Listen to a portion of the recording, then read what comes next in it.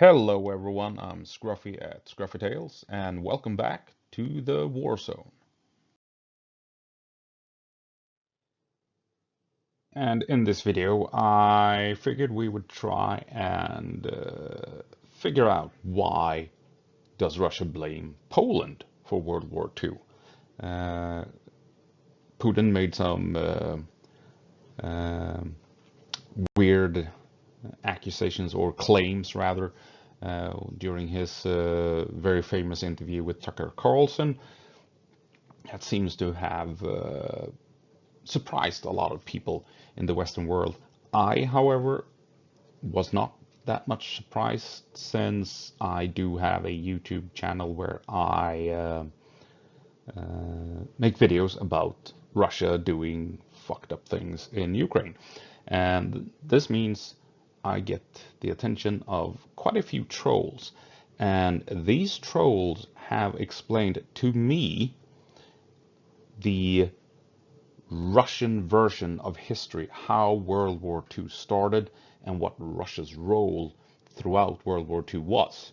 So that they blame Poland, I wasn't surprised because I have been basically briefed in detail about how World War II started and why Russia got involved. So let's get into it. Now, commonly, people consider that World War II started with the German invasion of Poland on the 1st of September 1939, and that it kind of escalated rather quickly with the Russian invasion of Finland during the Winter War that started on the 30th of November 1939. However, that is not the Russian narrative. That is not Russian history. According to Russia, you had the Poland-Czechoslovakian conflict that had been ongoing for several years before 1939, and it was this conflict that kick-started World War II. At the end of World War I, Czechoslovakia and Poland were created, and Poland was, essentially recreated since it had existed before. And almost instantly, Czechoslovakia and Poland ended up having border disputes, particularly over the area known as Silesia that had been given to Czechoslovakia. Poland based its claims on the fact that a vast majority of the inhabitants were Polish. Czechoslovakia had no intentions of giving up the area due to the fact that it was a crucial and important industrial region with important railways and coal mines and other well-developed industrial sites.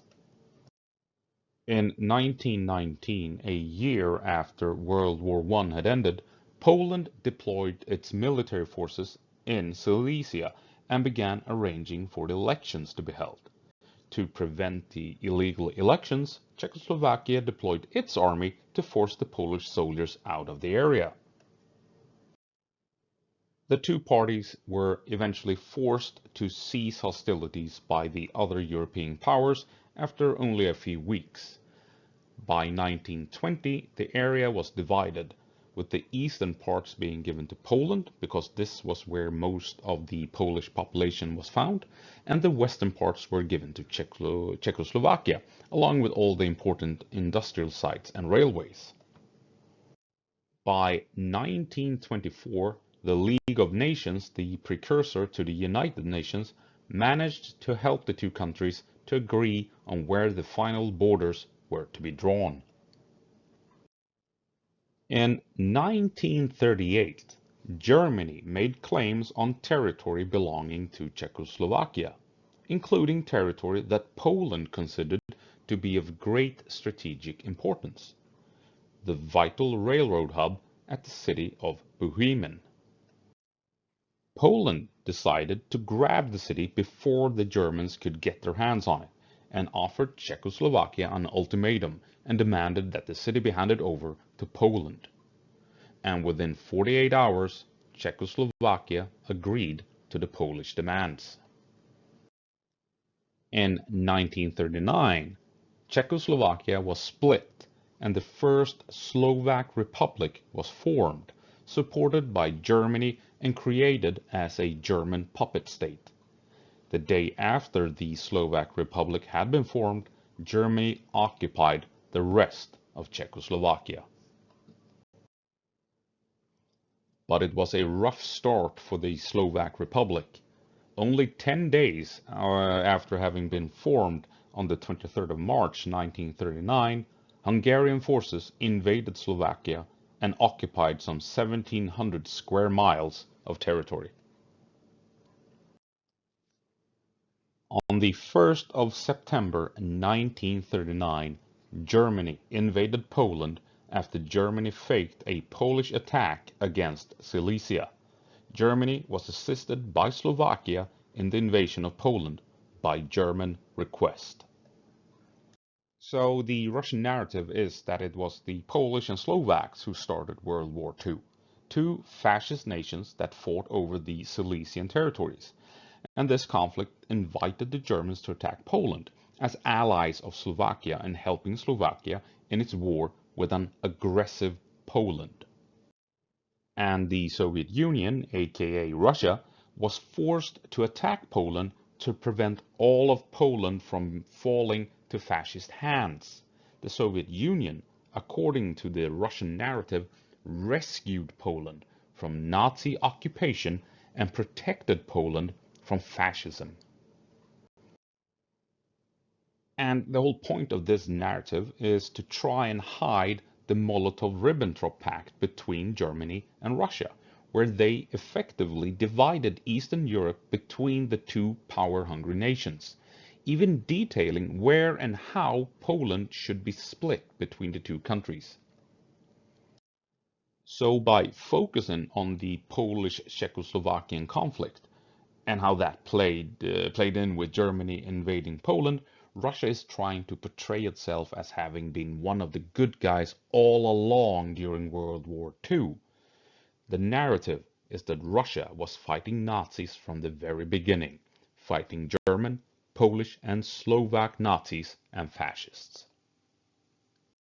And the same narrative can be seen in the wars with Finland.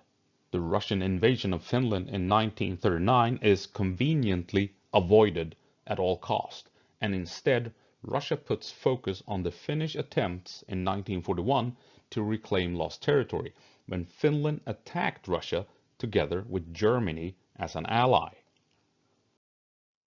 The Russian narrative is that Russia was forced to defend itself from a fascist Finland that invaded Russia unprovoked in 1941, and that Finland was a firm ally of Nazi Germany all along. So this is why Putin and Russian trolls online keep talking about Poland and Slovakia being the cause of World War II. They are trying to divert attention from historical fact that Germany and Russia had agreed to divide Eastern Europe between them and to not interfere as each country expanded its influence based on that agreement. So by focusing on Poland and Slovakia, Russia is trying to hide its own dark history as one of the most cruel and evil nations of the 20th century. And the narrative is always the same, especially with Russian trolls online. Every other nation is fascist, and only Russia can provide real freedom to Europe, even today in 2024. And the target audience is, of course, other Russians. You can't make these claims in Russian media if you do not back it up elsewhere on social media, on international platforms. The aim is to maintain the narrative, to keep fooling Russians that Russia has always been a victim and has always defended itself from foreign autocrats and fascists. That morons and idiots in the West are also tricked and fooled by this narrative is a bonus, and a bonus not without consequences. We just have to look at the political climate in the US to understand how Russia is able to target a foreign audience and push the narrative beyond Russia's borders. Russia is always the victim. Russia has a right to defend itself. And Russia is only trying to protect Russians from foreign aggression. Now, since I'm Swedish and since I'm making these videos highlighting Russian hypocrisy, Russian propaganda, and Russian bullshit, I do attract Russian trolls, and they like to make the counter argument that, haha, Sweden was in bed with Germany during World War II. Did you know? Sweden was fascist. So, before you Russian trolls start writing, the usual bullshit comments down below, before you do that, listen to this for a moment. Some facts about Sweden in World War II. Sweden fought the Soviet Union in the Winter War in 1940. Sweden wasn't neutral at all, and deployed some 9,500 troops. That included career officers, army officers, and they brought everything, basically everything except tanks, anti-tank guns, anti-air guns, machine guns, mortars, artillery pieces, the whole shebang. And Sweden also deployed a full third of its air force to assist the Finns in the Winter War. And we're not talking only planes, we're talking planes, pilots, ground crew, fuel, ammunition, everything. A full third of the air force was sent to Finland to fight the Soviet Union. Doesn't really sound like a neutral country, does it? Anyway, and yes, Sweden did sell iron ore to Germany, and the point was to avoid being invaded, because if Sweden had refused Germany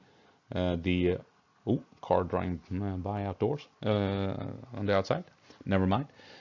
So had Sweden refused Germany the iron ore, chances were that Germany would have invaded Sweden. And also Germany could potentially have cut Sweden off from trading with other countries, so Sweden would basically have starved if they didn't trade iron ore to Germany. And beyond that, Sweden also sold vital mechanical equipment to the Allies throughout the war, which allowed the Allies to keep fighting Germany effectively. How about that? I mean, that's what you obviously do when you are an ally of Germany. You trade with the enemies of Germany, so that those enemies can then bomb Germany, right? Because, you're allied with Germany, so of course that's what you do. Especially when you're protected by Germany, since Germany had taken Denmark and Norway, so there was no chance for the Allies to actually invade Sweden at that point. Makes perfect sense. And yes, the Soviet Union bombed Swedish towns throughout World War II, and Swedish fighters engaged and shot down Russian bombers. How about that? And Sweden also had invasion plans for both Norway and Denmark, with the intent to liberate both countries from German occupation.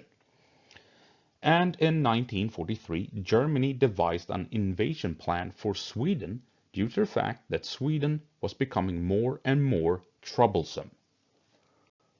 And what else? Sweden spotted the German battleship Bismarck, the big, massive, insanely large battleship Bismarck, as it was leaving the Baltic Sea, and Sweden warned the Allies that this behemoth of a warship was heading out to sea.